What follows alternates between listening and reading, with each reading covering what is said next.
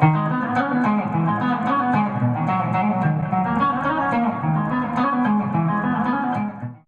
this is Rick Brandenburg for North Carolina State University Turf Bugs and Rock and Roll.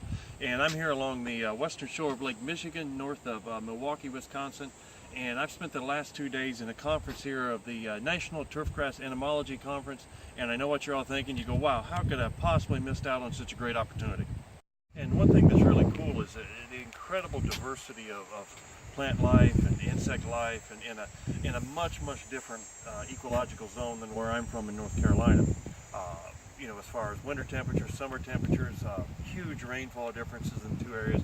But what's remarkable, as I was walking this area, I saw Japanese beetles feeding and mating and getting ready to lay eggs, which happened a month and a half ago in North Carolina.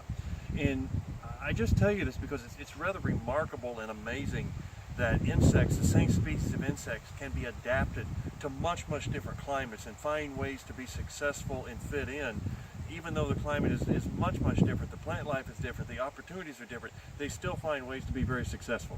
But the reason I tell you that is because I want to remind you that insects are so resilient, they have so many survival techniques, that even under the worst conditions they find ways to get by, and they do find ways to get by and survive even when we're managing them and applying products to them to control them. Insects are resilient, insects have a lot of genetic diversity. Failure is not something that's all that uncommon, because insects are indeed remarkable creatures, and always keep that in mind when you're trying to manage them and wonder whether or not they're trying to outsmart you, because indeed they are. The other thing we spent a whole day on, and by a whole day I mean a whole day, we talked about pesticide use in the landscape on turf and bee kills and ways to preserve pollinators. And I hope what that tells you is it has become and remains such a big issue. There are local legislations, there are other countries that are banning use of pesticides for keeping turf green. So we really spend a lot of time on it. And one of the things we're coming up with is what's called BMPs, or best management practices, on how to preserve pollinators in turf and in managed turf grass.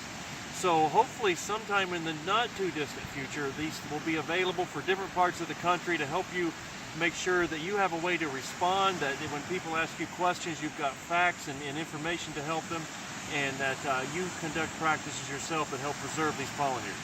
We hope that helps. Look forward to talking with you again soon.